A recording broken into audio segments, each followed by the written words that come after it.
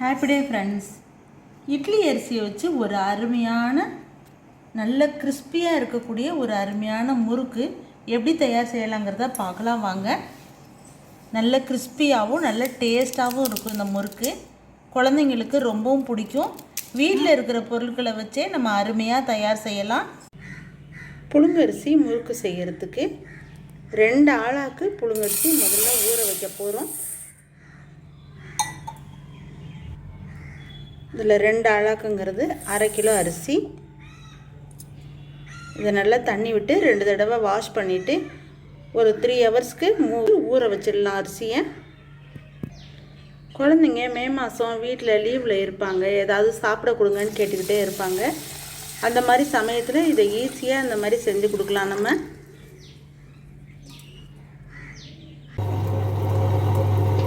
கிரைண்டரில் ரொம்ப தண்ணி விடாமல் கொஞ்சம் கெட்டியாக அரைச்சிக்கணும். கிரைண்டரில் மாவு அரைச்சா தான் நல்லாயிருக்கும் முறுக்குக்கு.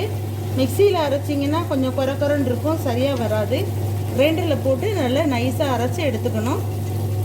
தண்ணி ரொம்ப சேர்க்காம கெட்டியாக அரைச்சி எடுத்துக்கோங்க. 1/4 அளவுக்கு உளுந்தம்பருப்பை போட்டு வறுத்துக்கலாம். லேசாக வறுத்தா போதும், ரொம்பவும் சிவப்பாக மாறிடாமல் லேசாக வறுத்து எடுத்துக்கலாம். அடுப்பை லோ ஃப்ளேமில் வச்சு லேசாக வறுத்து எடுத்துக்கணும். இந்த மாதிரி வறுத்தா போதும். லேசாக சிவப்பானதும் எடுத்துடலாம் நம்ம, இல்லைன்னா முறுக்கும் செவந்து போயிடும். அடுத்து ஒரு 1/4 அளவுக்கு பொட்டுக்கல்லையை போட்டு சிவக்க வறுக்க வேண்டாம், லேசாக வறுத்தா போதும். ஏன்னா ஏற்கனவே அது ஃப்ரை பண்ணதுங்கிறதுனால நம்ம பவுட்ரு பண்ணுறதுக்காக நல்ல சூடாக இருந்ததுன்னா பவுட்ரு பண்ணுறதுக்கு நல்ல வசதியாக வரும். இப்போ வறுத்தாச்சு போரும். நம்ம அடுப்பை ஆஃப் பண்ணிவிட்டு 2ஐயும் பவுட்ரு பண்ணிடலாம். ஃபஸ்ட்டு நம்ம மிக்சி ஜாரில் உளுந்து சேர்த்து நல்லா நைஸாக பவுட்ரு பண்ணிக்கலாம். இந்த மாதிரி நல்லா நைஸாக பவுட்ரு பண்ணிக்கணும்.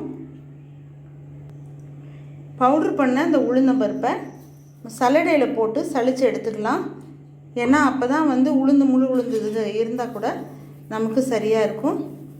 சலிச்சுட்டு மிச்ச மாவு இருந்ததுன்னா நம்ம திரும்பவும் மிக்சி ஜாரில் சேர்த்து பவுட்ரு செஞ்சு எடுத்துக்கலாம்.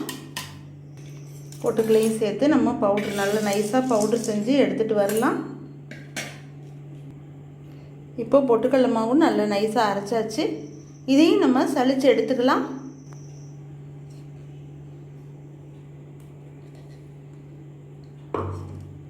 பொட்டுக்கடலை மாவையும் நம்ம சலித்து எடுத்துக்கலாம். வறுத்து சலித்தது போக கொஞ்சமாக பாருங்கள் இந்த மாதிரி இருக்குது. இது வேண்டாம், நம்ம மாவு மட்டும் மாவோட போட்டு கலந்துக்கலாம்.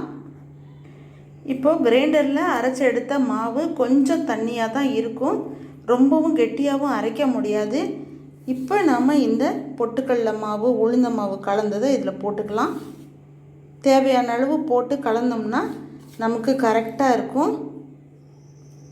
கொஞ்சம் மாவு இந்த மாதிரி எடுத்து வச்சுக்கிட்டு கொஞ்சம் கொஞ்சமாக போட்டு கலந்துக்கலாம். கொஞ்சம் மாவு இருக்கட்டும், கலந்ததுக்கப்புறமா திரும்பவும் சேர்த்து கலந்துக்கலாம். நம்ம தேவையான போட்டுக்கலாம். மாவுக்கு தேவையான சால்ட்டு கொஞ்சம் போட்டுக்கலாம். கொஞ்சமாக பெருங்காயத்தூள் போட்டுக்கலாம்.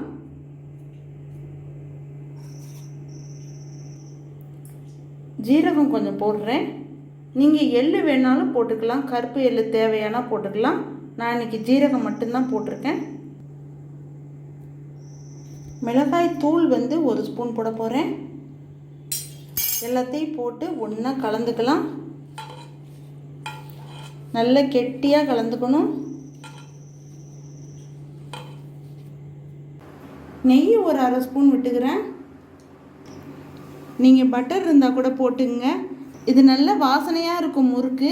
2வது நம்ம கொஞ்சமாக தான் செய்கிறோம், அதனால் 2-3 நாள்லேயே பசங்க காலி பண்ணிவிடுவாங்க. அதனால உங்களுக்கு எண்ணெய் பிஸ்கு வாடை அதெல்லாம் இருக்காது. நல்ல ஸ்மெல், நல்ல வாசனையாக இருக்கும். பசங்க ரொம்ப விரும்பி சாப்பிடுவாங்க. நல்ல டேஸ்ட்டாகவும் இருக்கும், நல்ல வாசனையாகவும் இருக்கும் முறுக்கு. முறுக்கு அச்சில் கொஞ்சம் உள்ள எண்ணெய் தடவிக்கலாம், அப்போ தான் ஈஸியாக புளிய வரும். நம்ம இதில் மாவு கலந்தது போக கொஞ்சம் உளுந்த மாவு பொட்டுக்கடலை மாவு சேர்ந்தது இருக்குது.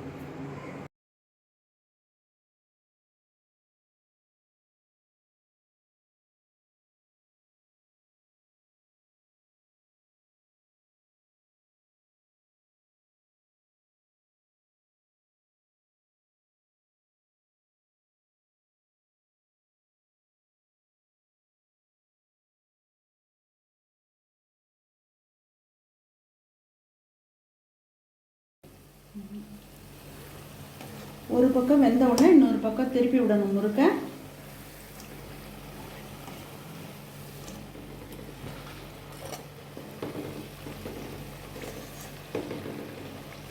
இந்த முறுக்கு வெந்துருச்சு, இப்போ எடுத்துடலாம்.